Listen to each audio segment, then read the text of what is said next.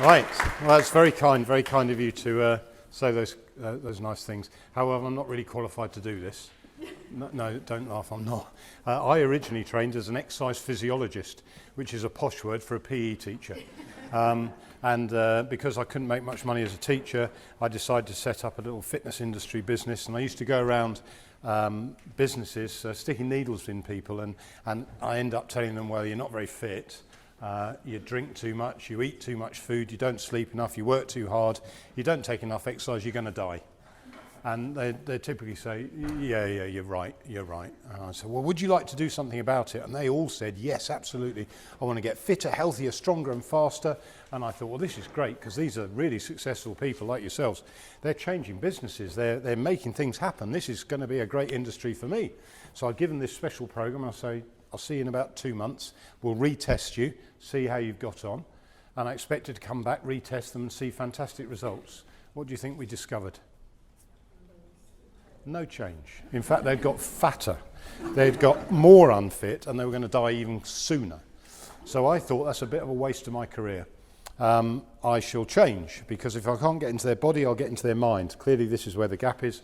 So I requalified as a psychologist. Now, have you ever worked with psychologists? Any psychologists in the room? Oh, I'm sorry, but you're an odd lot. Honestly, I mean, you walk around and for a scientist anyway, you say things like, maybe. And, well, it depends really, and possibly, but who can tell? And then they have that look. Have you been trained in this psychologist look? That's it, you've got it, yeah? And it's really scary. And so I didn't really get on well in the psychology world, so I requalified, went to America and got involved in something then called psychophysiology, which you'd probably know better as neuropsychology or neuroscience. It's those people that stick needles in people's heads. And that really appealed to me. And they take off the cranium and they start looking at the brain, and it's really interesting. And this is an interactive session, so you up for that? Do you want to see how it works? Do you want me to just show you very quickly how your brain switches on and off? Yeah? Okay, well, don't sit down then, because when you're sitting down, your brain is fairly inactive, particularly the upper cortex, and particularly a part of your brain called the vestibular system, which is responsible for fine motor control and balance. So when you sit down, it doesn't do a lot of work. So stand up. Yeah, so stand up. And immediately you stand up, your feet hit the deck, and your vestibular system says, right, where's level? Where's the floor? And it's calculated it really quickly. You haven't had a lot to drink. It's working. All right? Alcohol does affect the vestibular system. So let's make it do some work. Stand on your least favoured leg. All right? And immediately you do that, you've just lost half the data to your brain, because it's only got 1 foot. So you'll try and make up for that by focusing on one point on the wall. Yeah? Or some people put their hands on their hips, or perhaps wrap their leg round. What they're trying to do there is get more data. So let me just show you how your brain can work better. If you're standing on your left leg, you rub your right ear.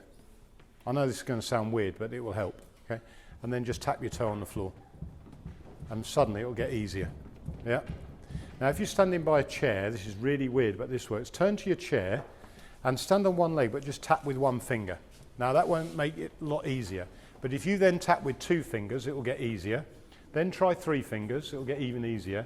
Then 4 fingers, it will start to get easy. And then, the weird thing, make sure you're tapping fingers, thumbs. So do it like that, and it will get really easy. You finding that? Because now, you're getting more data into your brain. Now, let me show you what happens when you don't get data in your brain. Stand on one leg, but don't let any body part touch another body part. So all you've got is your foot on the floor, yeah? And those people, if you catch me in your peripheral vision, I'm going to ruin your vestibular system. Because if I start moving, yeah, see what happens, yeah? So you're now using your visual cortex. So we're going to shut down your visual cortex. Do you know how to do that? Yeah, it's not difficult. Shut your eyes and carry on balancing. See what happens. Yeah? Hard, yeah? Okay, have a seat. That's what I do for a living. So this evening, just a short period, I'm going to talk to you a little bit about pressure, how pressure affects your brain and your physiology, and just give you some very quick ideas on things that you could do differently in order to make your brain and your body work faster under pressure. Is that okay? Now, how many of you work under pressure? How many of you don't have any pressure at all? It's just a really chilled life. Really? Ooh. That's really dangerous. Pressure's a good thing. Let's get that straight first of all. Pressure's really good. Without it, we wouldn't get up in the morning, we wouldn't get anything done. But too much pressure, and it starts to affect us. So first thing is to say pressure's a really good thing. We just need to know how it affects us and what it does to us. So forgive me, I'm going to simplify things. Would that be all right? But you're going to do a lot of the work. So if you're expecting to come here and sit there and just listen, it's not happening. You're going to do a highly complex brain activity right now. Are you ready for it? You're going to do parabolic analysis and interception. What that requires you to do is intercept an irregularly shaped object which will be moving in 3 dimensions in a random fashion. Okay? The irregularly shaped object is this, and you're going to have to use your neuroskeletal system to intercept the parabola of an irregularly shaped object. Do you know what that's otherwise known as? Catch. Yeah. Okay, so I'll throw it to someone randomly, and then I want you to throw it to somebody else, but you're going to have to answer 2 questions while I ask you to catch the ball. Yeah? Right, throw it around. Okay, you ready? Here we go. Oh, good catch. Question 1. Keep throwing it though. Yeah, multitask. Okay, question 1. Are you processing a lot of data or a little bit of data? A lot or a little? Okay. The activity you're engaged in requires a massive amount of data to be processed. You have to not only analyse and predict the direction of the ball, you then have to coordinate your muscle in order to catch it and close your hand on it. Yeah? So keep throwing it. That's question 1. Question 2, are you doing it consciously or unconsciously? Conscious or unconscious? What do you think? Conscious, unconscious? Conscious? Okay, well, it's conscious, it's unconscious, and it's neither of the above. So, hang on to the piece of paper. Right, who's got the paper? Who's got the paper? Right, put it in your bag and don't let anyone touch it. It's a really valuable piece of paper. Right, that's not me getting rid of the responsibility. It's really important. You can put it in your bag and make sure no one gets to it. Yeah? Okay? Seriously. Right, okay. So, let's just think what's happened. How many of you have had an education in the UK? And if I say the word PE teacher to you, what words spring to mind? The word sadistic bastard is not uncommon. Yeah? Well, for many people, as soon as I say I had a background in PE, physical education, all that sort of stuff, some people go, oh, good God, no, go away, don't touch me. Yeah? And if you think I'm playing that stupid game of ball with you, no, I'm beyond that now. I'm in advertising. Yeah? And lots of people make a conscious decision not to play the game. However, you've made a conscious decision to play the game. Agreed? So that was the conscious part of your brain. After that, though, something else happened. So I'm just going to show you a really simple model of the brain. So after you'd consciously decided you'd play, you saw the ball. Yep. A message then went into, we're going to call it brain 1. We're only going to talk about 3 parts of the brain tonight. There's many more, but 3 will do. Brain 1 processed that information really quickly, I mean really fast, sent a message out through your spinal column to your hand, and you caught the ball. Yep. Then a message went back into your brain, called biofeedback, and said, I've caught the ball. And brain 2 said, he's caught it, looks smug. And you went, oh, cool. Then brain 3 got involved, and brain 3 said, who shall I throw it to next? Should I throw it hard? Should I throw it soft? Do I know anyone in the room? Could they take the joke? What do I think I should do? And you made a choice. Now, I've said it's only 3 brains, but I've sort of cheated. Because brain 1 has got A and B, and brain 3 has got A and B as well. Yeah? So I'm just going to talk you through these 3 brains and how pressure affects the way it works, and then get you to do some work on it. That's all right? So brain 1 works at a below conscious level, and it's working really fast for you right now in order to keep you alive. So if you want to activate brain 1, secrete some bile. No? Increase your heart rate, your red blood cell count, your white blood cell count, all that sort of stuff that keeps you alive. Yeah? That's brain 1. It works really fast. In fact, it works 80,000 times faster than any other part of your brain, and it's really important that it does. because this is the ancient part of the brain that's made sure that you stayed alive. It's split into two halves, A and B. A, sympathetic system, and B, parasympathetic. It's called your autonomic nervous system, and it's working right now to make sure you stay alive. The sympathetic division is the bit responsible for adrenaline and cortisol. Are you aware of the function of adrenaline and cortisol? Okay. If someone came out of these lifts now with a gun or a hatchet or a bear under their arm, what would you do? You'd run or hide. Great. You do find some people with their head disappearing up part of their anatomy and said, oh no, it would be an inappropriate thing to do. What I'd actually do is you'd run or hide straight away. Agreed? And that reaction says, okay, sympathetic division, get me ready for running or hiding. So adrenaline is pumped into your body, and that has a significant effect on your body. Your heart rate goes up, your blood pressure goes up, and your blood flow changes to your body. Where do you want your blood flow if you think you're going to fight or run? Yeah, it goes to your major muscles. It also goes away from two parts. One is your brain, but also your gut. So we call this voiding or pressure-induced evacuation.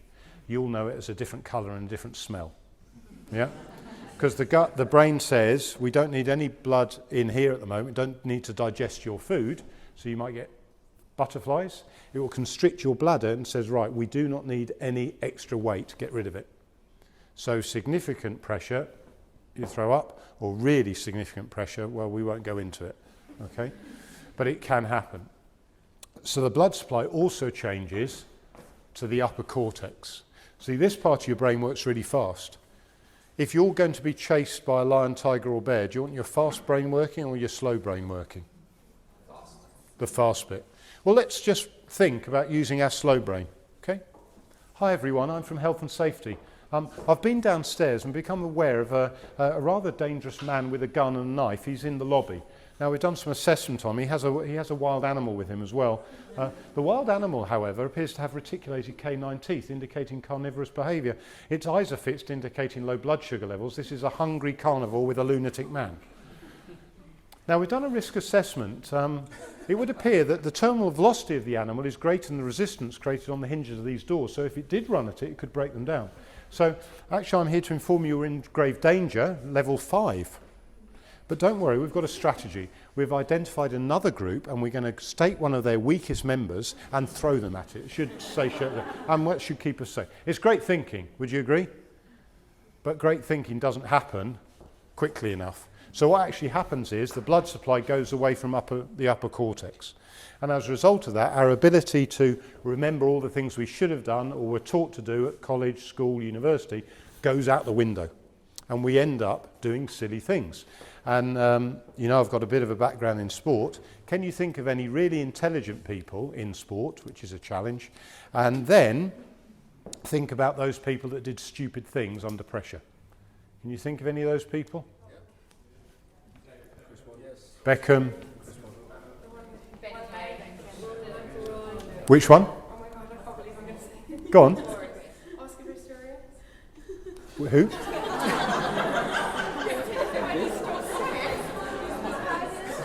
There are lots of examples, yeah? And it's not just sports people. Have you thought of any politicians or business people that do something really stupid under pressure? Yeah? And afterwards they go, oh, I can't believe I've done it. Yeah? And the reason is because if the adrenaline system kicks off, the blood supply to your upper cortex shuts down. You've probably done it yourself. Have you ever had a really busy week and you get home and you've been rushing around and your partner says, come, we're going to a party. You go, oh, great, go to a party, that'll be fantastic. And they say, whatever you do, though, you know what you're like.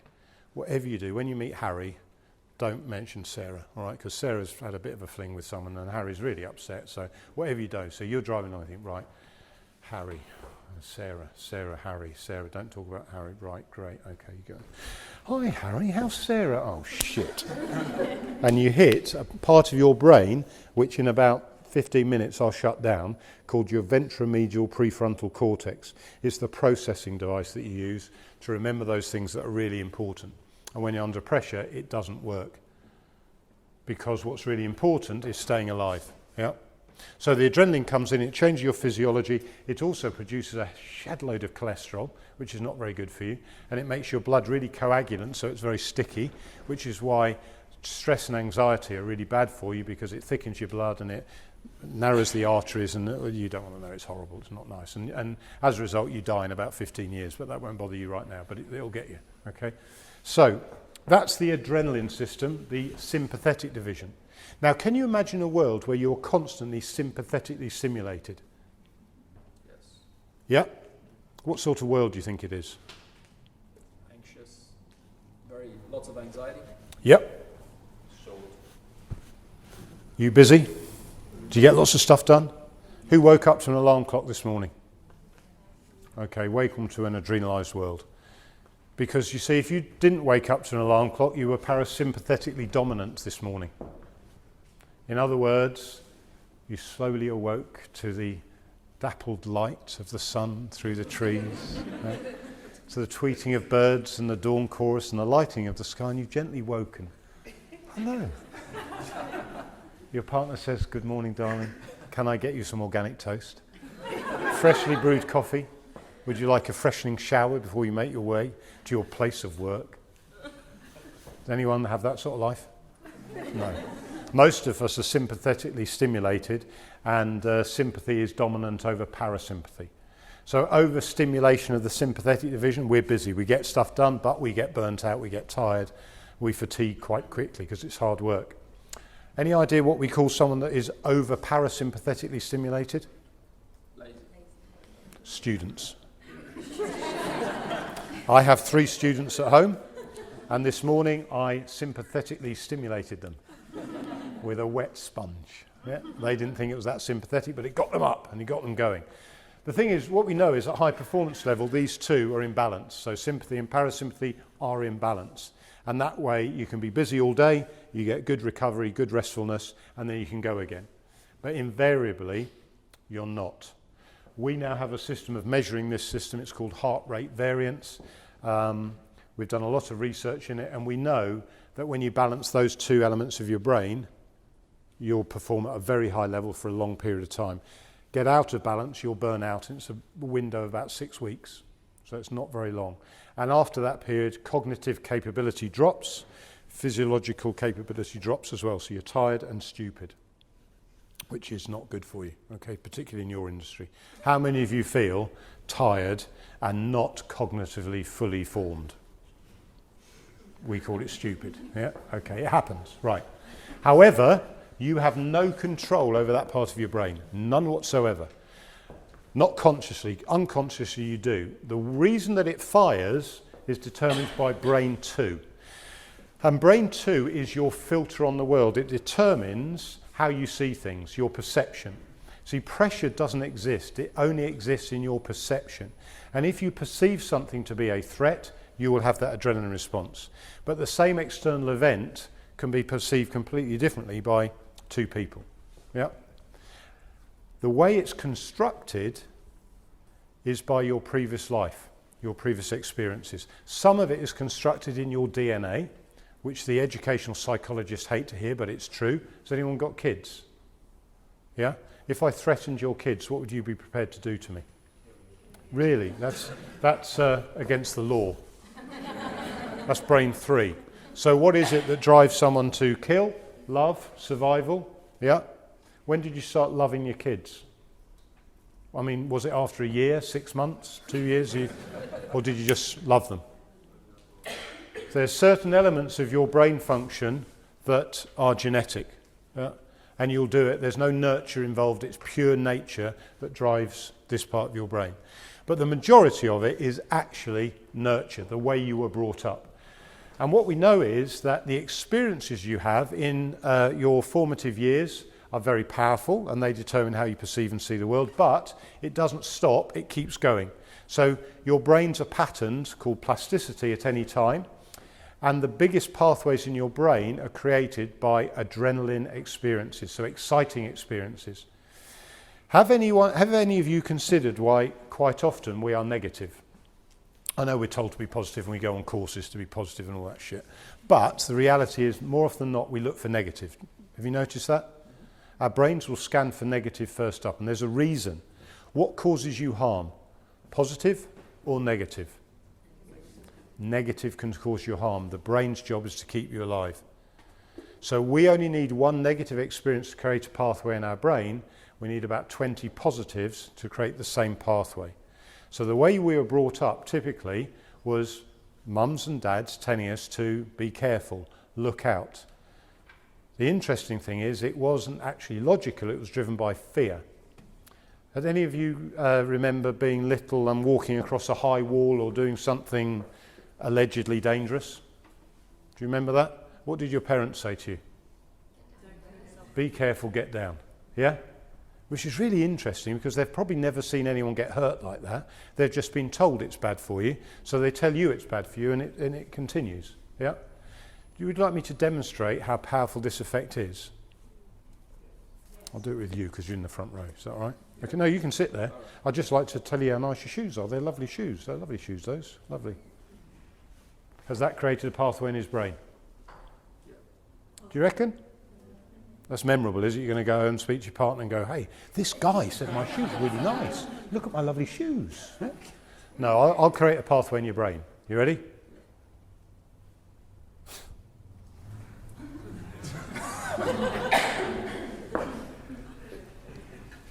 How long have you got to wear those for? Is that until your feet get better, like from a hospital, are they?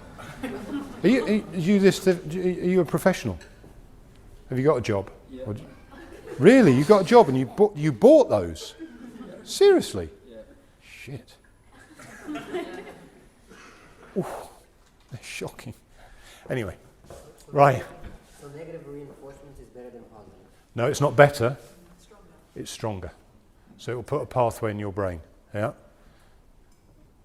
I'm sorry about that. Your shoes are very nice, by the way. Yeah. But unfortunately, you just need to get a look or a comment once, and that will put a pathway in your brain, which will be your little voice in your head. Has anyone else got a voice in their head? You walk into a situation, and it starts up. Brain 2 starts going, what the hell are you doing here? Why are you doing this? You're shit. You're no good. You're going to be rubbish. Yeah? This is really dangerous. Get out. Does anyone have a brain in their head that says, you're really confident, you're really great, you can do this? No? You do. Brilliant if you do. It's good if you do, because you won't suffer from pressure as much. So would you like to do a little exercise for me? It's a really scary exercise. Get your phones out. I know you're supposed to have them switched off, but I'd like them switched on. I want you to send a text message, okay?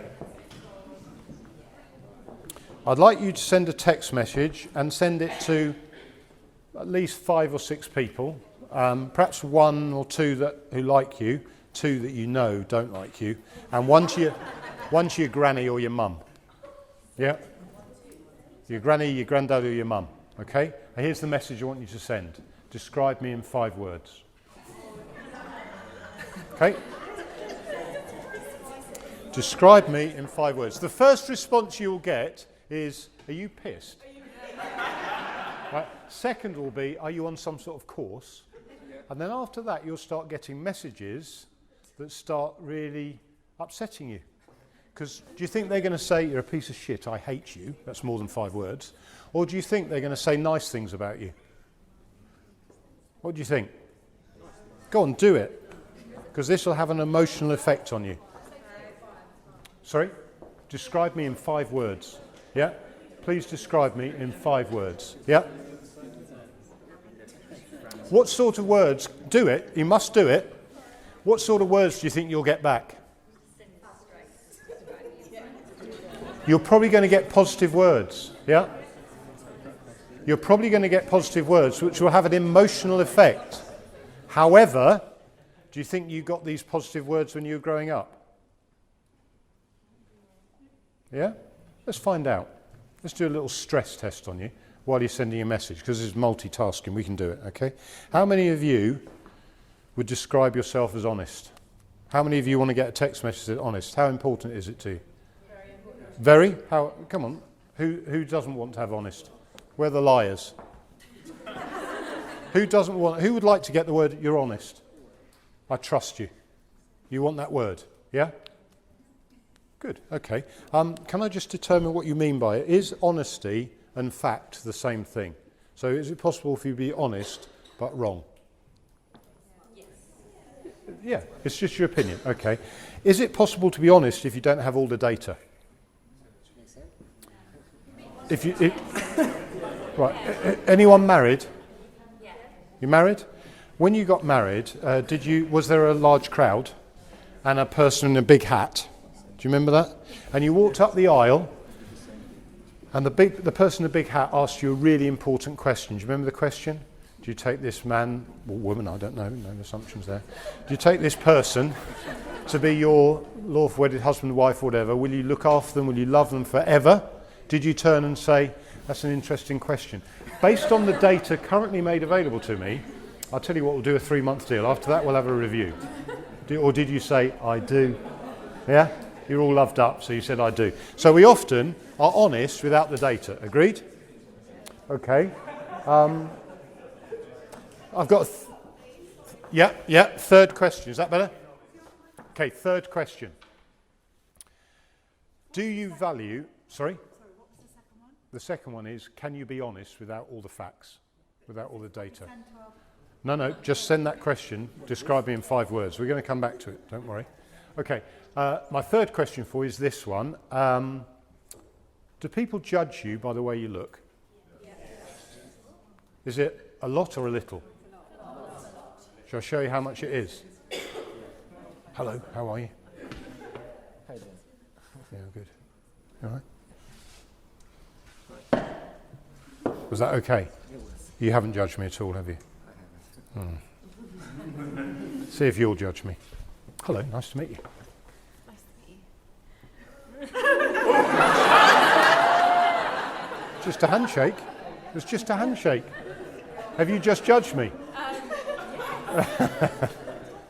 We judge people all the time, don't we, by the way they look. It's not fair, it's not right. We are deeply shallow people. Yeah? Okay. Do you value honest feedback? Yes. Right. Good. I'm sorry for the preamble, all right? But I want to just show you how your brain works, but particularly how your brain works under pressure. You were all sent a text message, or you're sending them out, and you're hoping that people will say you're honest. That's the way you were brought up. You're an honest person. That's what you value. Great. Let's find out how much you value it. I want you to look around the room, okay? I want you to identify the person you think looks the best. Don't say anything, just do it in your head, all right? Who looks the best? Yeah? Don't sit on the fence here. Choose the person. Yeah? Have you picked them? Yeah? Good. Now who looks the worst? In here. Only in here. Only in here. Yeah? Right. Now this is a group of people who I've asked some questions. I said, do you want to get the word honest? You said yes. I said, how important is it? You said, very important. Great. Here's your chance to display it under pressure. I would like you to take the opportunity now to stand up, identify the person you think looks worst, and then give them the honest feedback that you said you wanted. Yeah, so who wants to go first?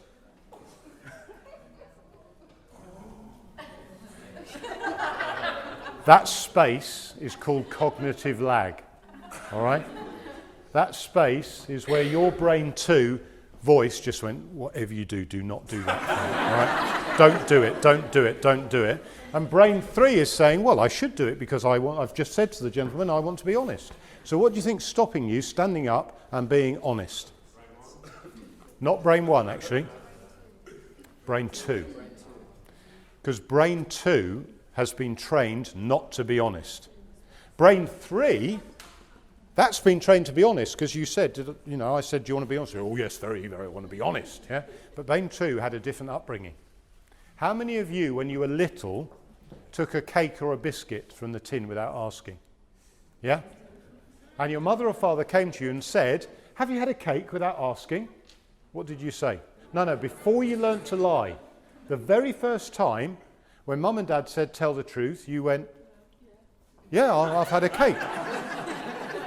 And your father or mother said, well done for telling the truth. What a great thing that is. We value this immensely. Because you've told the truth, I want you to have another cake as a reward. Is that what you got? Or did you get an adrenal experience, something like this? Have you had a cake without asking? What the hell do you think you're doing? You took a cake without asking? Yeah. Well, don't do it again. And your brain went, hang on. You said tell the truth. I've just told the truth and you're beating the living daylights out of me. What did the brain learn at brain 2? Lie a bit, yeah? Sometimes lying is better. In fact, be popular. Don't upset other people, yeah? How many of you are in a relationship and your partner has ever asked you, do I look good? Trust me, this is not the time for brain 3 to operate, all right? Allow brain 2 to take over and you go, you look fantastic. Yeah? Otherwise, you'll never have sex again, okay? Brain 3 is cognitive, all right? But brain 2 controls brain 1 and can override brain 3 very easily, all right? Brain 3 is what you've done in all your learning. Brain 3 is what will enable you to be successful, but it's stopped by brain 2. I'm going to now upset your brain 2, okay? You ready? If I was to join you for a bite to eat and I ate like this, tell me how you'd feel, all right? Ready? Who said, oh, there you go, look, watch this, watch. Brain 2's about to go nuts. Huh?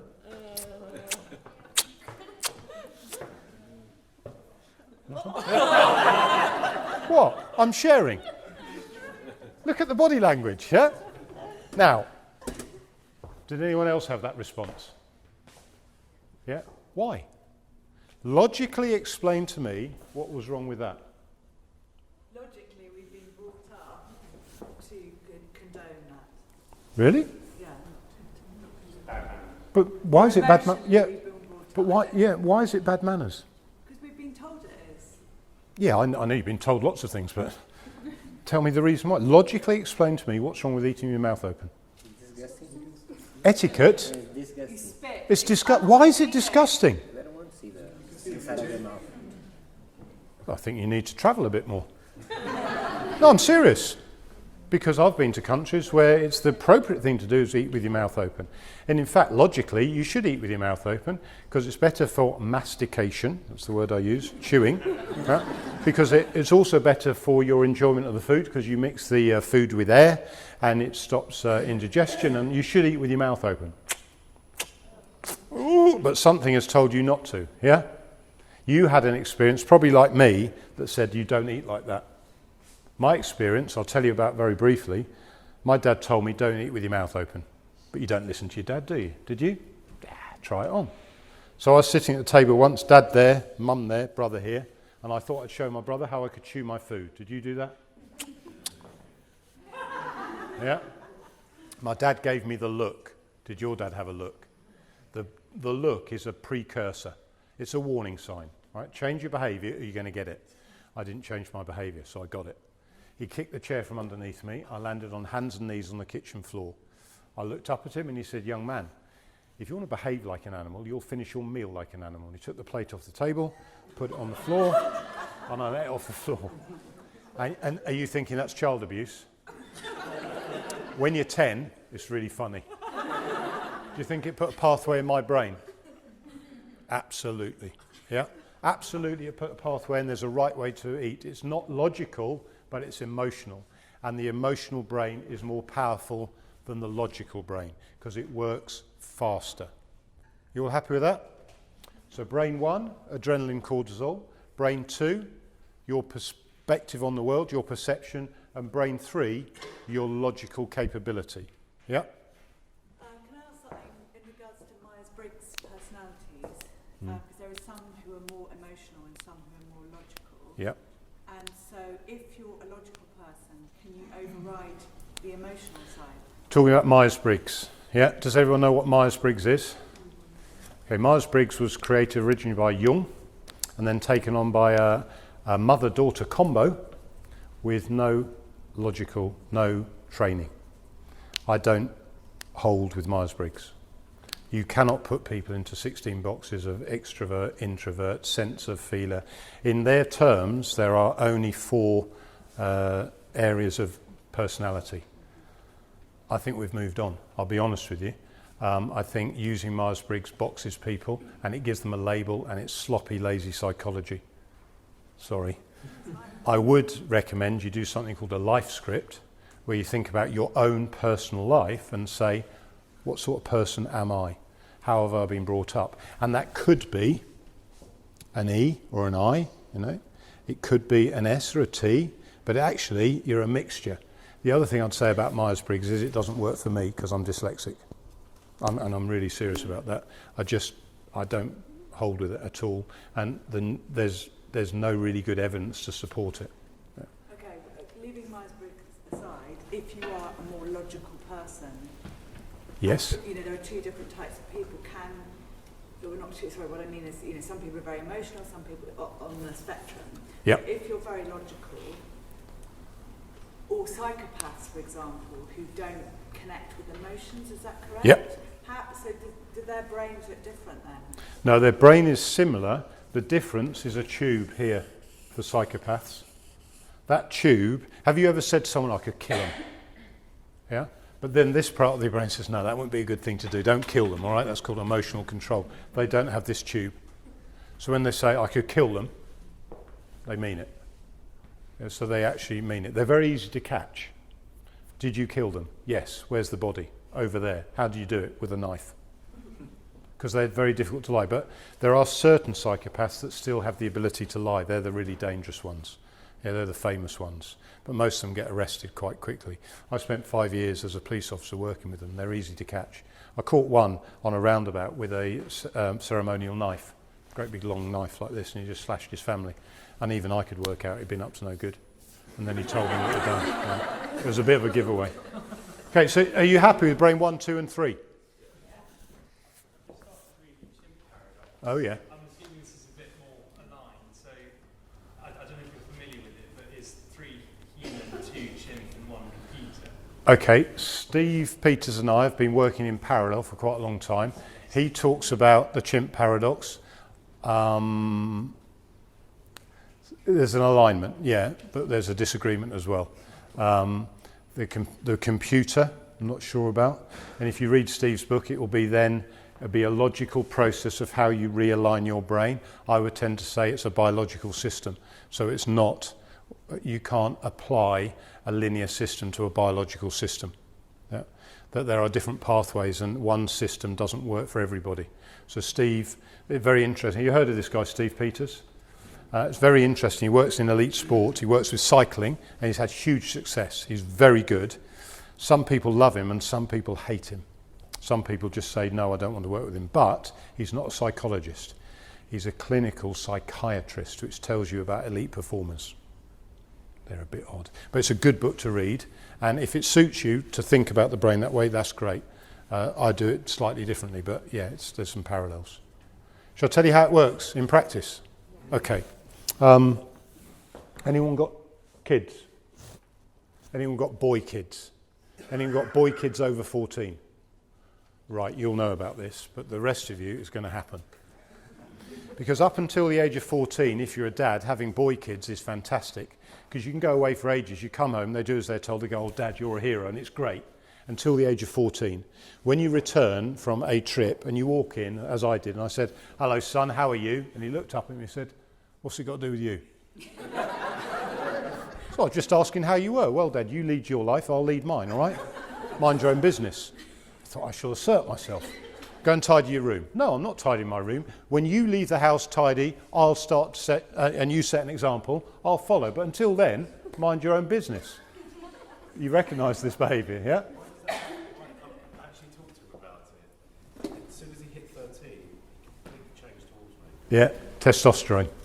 Yeah. So help me. Now with your newfound understanding of the brain, which part of my brain should I use to interact with my son? Should I use 1, 2 or 3? 3. I should go and read a book about parenting. I should understand that actually he's giving me feedback which may be valuable. How do I receive feedback? There's lots of books about it. I must have a debate and discussion, take ideas on board. Agreed? What? No? What would you do?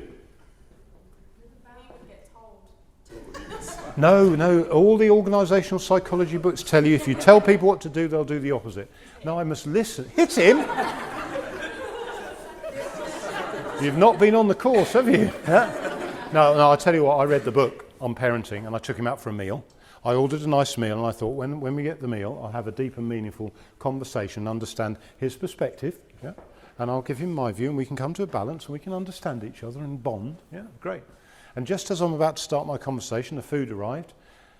So, right, here we go. Here comes the deep, meaningful conversation when he took his first bite. What happens to my brain? Little bastard. Yeah? But he can't catch me out. What happens if the kids try and wind you up? Rise above it. Yeah, I've read the book. I know about this. It's in a book. So ignore it. Don't react. Don't react. Just ignore it. So I ignored it. Then he took a drink. My brain too is now going berserk. All right. But I run a program for Olympic coaches. I look after all the Olympic coaches going over to Beijing and then Rio and now London and then Rio. What do we say to our Olympic coaches? Because they are people trying to change the behaviour of young people under pressure. Don't tell people what to do. Develop rapport, trust, empathy, ask questions, raise their awareness, help them to come to a new understanding. Well, here's my moment. I've got to do it with my own son. So I turned to him, and as I turned to start my deep, meaningful conversation, he's on his bloody phone. Anyway, with a tiny bit of my brain still functioning, I asked him a question. I said, son, are you aware that when you behave like this, some people may perceive your behaviour to be the behaviour of a child with a poor upbringing? As a result, they will discriminate against you and it will be to your detriment. Have you considered changing your behaviour? Are you impressed? To which he replied, what is your problem, you dickhead? Do you think brain 2 took over? Do you think brain 3 completely shut down? And I had an option there, punch him in the mouth or walk out. Luckily, I walked out and I did 3 laps of the car park. And it was a real struggle because at that point I was thinking, this is the kid I love more than anything in the world. I nearly hit him. So this part of your brain's really powerful. Yeah? And if you perceive something to be a threat, you'll get an adrenaline overload and this part of your brain will stop working. Unfortunately, this is where you make all your best decisions. We call this the seat-up area. Correct thinking under pressure. Clive Woodward used this model, but he's very clever. What he did was he replaced the C and the T and called it teacup. It's not his model, it's Yehudi Shinar's model. And it's the model that we use a lot with the military, a lot with sport, because what we know is under pressure, the people that are successful are not the fastest, the strongest, the quickest. It's the ones that make the right decisions, even under pressure. And I guess that's the same in your world, is it not? Who makes the fastest, best decisions based on the knowledge and learning you have? Thing is, you can't access it if this part sees it as a threat. So you can do Myers-Briggs, you can do FIRO-B, you can do lots of psychological assessment, but the most important one is self-awareness, understanding yourself, understanding how you were brought up, understanding the events that have happened to you over your life that determine how you see the world. And if you can do that, it won't change your response, but at least you know it's coming. Yeah? Okay, so you understand now the theory of the brain? How are we going for time? You've got about 10 minutes? Right. Would you like to see it in action? Okay. You're going to get it anyway.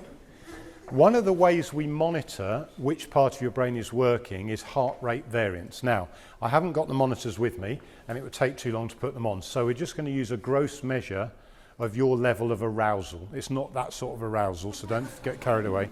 It's your pulse rate. Would you mind finding your pulse for me? Yeah?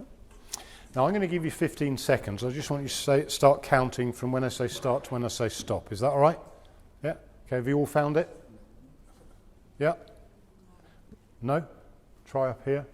Try on here. Anywhere you like. Just should be beating. Ready? Start counting from now.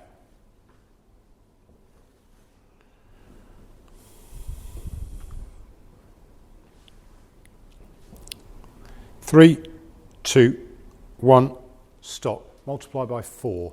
Can you give me an indication of what your heart rates are? 60? 48? 48. That's brilliant. Anything between about 40 and 70 indicates good blood supply to the upper cortex. All right? Happy with that? Anything between about 40 and 70 indicates good blood supply to the upper cortex. But if your heart rate starts going up due to adrenaline, not just exercise, but adrenaline particularly, cognition will start to drop. All right? Say with I have very little sleep. I sleep 4 hours, 5 hours a night. Right. I have a very low heart rate. Okay. Well, cardiac condition could be because you exercise. We could also look at the quality of your 4 hours, because you could be having very deep recuperative sleep for 4 hours. So you may only need 4 hours. Some people need 8 because they don't get deep recuperative sleep. So unless we got a monitor on you and measured your heart rate variance for a 7-day period, we wouldn't know. We do a lot of that. We do it a lot with sports teams, a lot with government groups, businesses, and we'd be able to tell you. And we'd be able to tell you whether you're resilient or lacking resilience. But it's easy to tell. Are you knackered? No. Oh, right. Well, there you are. Save yourself some money. Yeah. Yeah, that's it. Then it's probably working. Okay. I need to tell the person to be honest. Sorry? I need to tell the person to be honest. Why? What have they said? No, they were really kind. All of them, right? So that's really interesting. Someone's got a text back and they've said they were really kind. They're not honest. No, they're being, they're saying that I'm, just good things. I'm not getting positive feedback. You're not getting positive. Could it not be that you are quite nice? Could you not challenge? No, but I'm serious. Challenge your brain too. I'll come back to this. Challenge your brain too, because invariably we remember the negatives. We don't like the positives. Invariably we are positive. I'll finish with that in a minute, so I'll come back to it. But I just want you to experience brain change, okay? So at the moment you've got good cognitive supply to your upper cortex, yeah? Okay, we're going to play a little game. Would that be all right? We'll play it in rows. You don't have to play this game, but I am going to create an environment where your brain may perceive something to be a threat when it's not. There's nothing to be scared of, right? In fact, I'll tell you the activity we're going to do. You can choose to do it or not do it. It should be within your competence framework, and no matter what I say or how I behave, I won't change the activity. Do you want to have a go at something? Yes. Yeah? Okay, the activity will be one person from each row will stand up. Is that outside your competence framework? Is that stressful, pressurized? Can you all do it? Okay. Well, randomly, let's select someone, one from each row, okay? Anyone born in January? Happy to do it? Do you want to stand up? Okay, do you want to do it? Yeah. Anyone else in January? Do you want to do it? Go on. You don't have to do it. You don't have to do it. One more. February? March? So stand up if your birthday's in February. Just one from each row, that's all we need. February, March, April, May, just one. Yeah. So there we go. We've got, well, you can choose who's going to do it. Have we got one from every row now? Yeah? Right, these are the representatives. Now, all you're going to do is stand up. No matter what I do, say or behave, all you're doing is stand up. Are you happy with that? Okay. How important in your job is the ability to communicate? Very. Very? Okay, out of you lot, who's the best at it? Who's the best communicator? It's very difficult. Should we find out? We're going to have a competition. It's a communication game. And all you have to do is speak to the people in your row, so get where they can see you. You've got to speak to the people in your row for 60 seconds. However, if you hesitate in any way, you have to start again. If you deviate from the topic I give you, you have to start again. Or if you repeat any word twice, you have to start again. That's it, okay? So do you all understand the game? You've got to speak for 60 seconds, but you must not hesitate, deviate, or repeat. The first person to manage 60 seconds of that, they're the winner. They're the best communicator. All right? Happy? Right, turn to your group. I'll give you the topic. Are you ready for the topic? Right, listen carefully. I want you to talk about this topic. The effect of the European Constitution on the UK advertising market. So easy? Are you ready?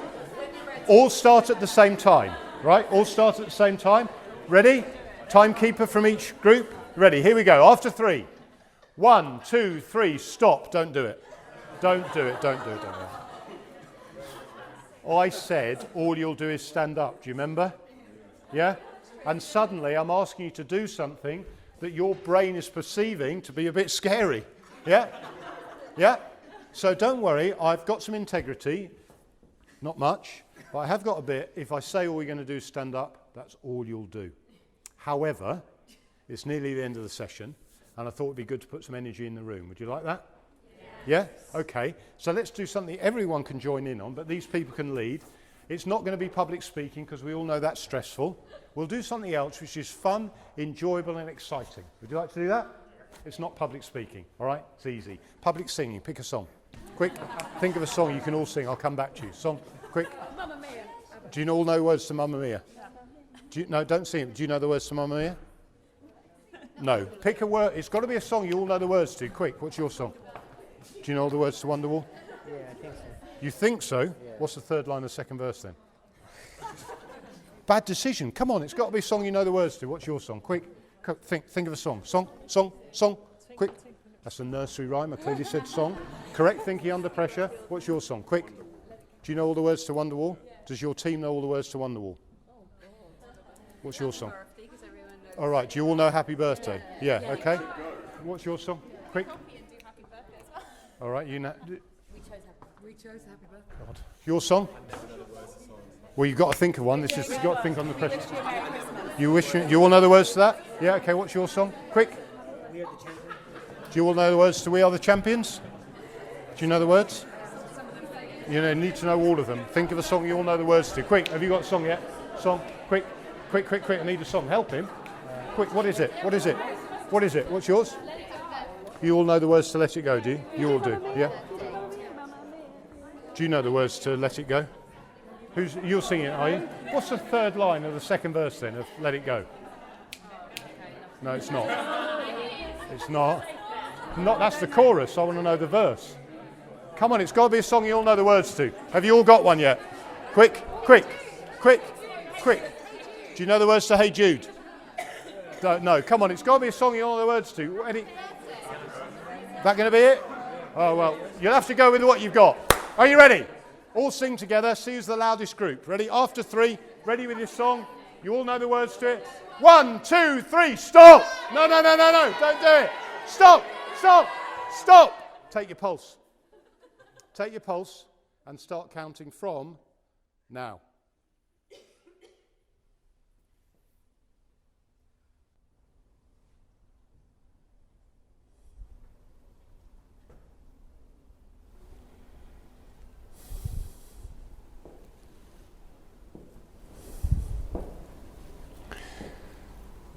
Three, 2, 1, stop.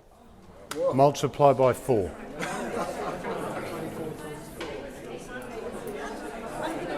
120, sit down. 100. 110. 84, Miss Cool. How many? Yeah, this time. Sit down. 120, have a seat. And what was the highest number for the people just sitting down? What was the score we got? How many here?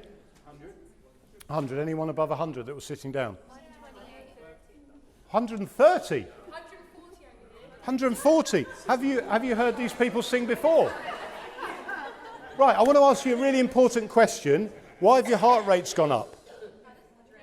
Why have your heart rates gone up? Pressure? What? No, it wasn't. It was the same period. Why have your heart rates doubled? Adrenaline for what, though? Excitement. What excitement was that? Sorry? You're prepared to answer questions because you weren't quite sure that. Yeah, but you didn't have to. What did I say you were going to do? No. I said all you'll do is stand up. No matter what I say or how I behave, all you'll do is stand up. You're not going to do it. I have some integrity, I said. All you'll do is stand up. In fact, I told you 9 times, all you'll do is stand up. What did you do? What did you actually do? In fact, what did you do? You stood up. You didn't. You stood up. You didn't sing, you didn't speak publicly, and your brain knew that at level 3. But brain 2 was working differently. Brain 2 was chattering away. Public speaking, I don't do public speaking. Public speaking, I can't do that. There's lunatics making me think of a song. I can't think of a song. Oh, what am I going to do? This is going to be really bad. Oh, God. And he's clapping and it's getting really exciting. And the blood supply to brain 3 started to close down. You started to make poor decisions. No one argued with me. No one said, John, I really must raise your awareness of your behaviour. This is inappropriate. You shouldn't be putting people under stress like this, because by then our brain was shutting down and our ability to remember songs was pretty limited, wasn't it? It's normally quite limited, and it's normally quite predictable. So, who's got the piece of paper? Has it been in your bag? Okay, unwrap it. Let's see what we've got. So before the session started, I had a rough guess at what you might pick, because normally under pressure people will pick the same song. So what have we got? Oh, okay. Happy Birthday is up there. National Anthem, a Christmas song, and it's often Jingle Bells. All right, so it wasn't Jingle Bells this time, but what happens is when you shut people's brains down, the only bit that's left to work is the very, very deep-rooted stuff in your brain. Yeah? So, in other words, you go back to your old behaviours. So let me just finish off by getting you to think about your text messages. How many of you got really positive messages? Loads, yeah? But as soon as you read them, brain 2, which was developed earlier in your life, went, no, they're lying. They're not being positive. In fact, what we look for is negative stuff, which aligns with how our voice works. Yeah, but the reality is that you are what the people are telling you. You just don't like to hear it. See, often people are much more comfortable confronting their weakness because it's easy. But actually, for you to be successful, for you to manage pressure really well, you need to go into meetings, into situations, thinking about why you're good. But that is cognitive. Under pressure, what does the voice say? Does it say you're a strong, confident person with great articulation and confidence, and you're very good at what you do? You deserve this job. In fact, you deserve more. Is that what the voice says? Or does it go back to school where that voice goes, what the hell do you think you're doing? You're lazy, you don't work hard enough, you turn up late, you're not good enough, you won't make anything of life. And by the way, do you remember this one? Be careful. And that's the problem, because under pressure, that voice comes out, unless you're aware of it. And if you can raise your awareness of it and do some work cognitively to change the way you think, which you can do, then you can manage pressure a lot more effectively. So, I think my time's pretty much up. I'm afraid it's been a really quick look round your brain, but hopefully you've got a rough idea of how your brain works, perhaps an understanding of why it works and the way it works. Some of the things you can do about it, well, you've got to get healthier, because this is going to happen to you and you're going to get tired and worn out. So get a good night's sleep. That's a good way to improve. Hydrate yourself well, eat decent food, have the odd beer, relax, do stuff that you enjoy, have fun, smile a bit more, yeah, have a laugh, because, you know, even though it may be miserable, at least you're above the ground. Challenge some of your perceptions. Go around smiling at people a bit more. That helps a great deal. And then try and predict what it is going to set you off, even if it's irrational, because most of it is. And then, as much as you can, remind yourself of all the good text messages you just got, because that's who you really are and how you appear to others. It's just that you need to get it in here, because when you do, you turn into Americans. Do you know what I mean? Hi, I want to tell you how good I am and how fantastic I'm feeling. Yeah. So be more American. Folks, thanks very much for your time. Cheers.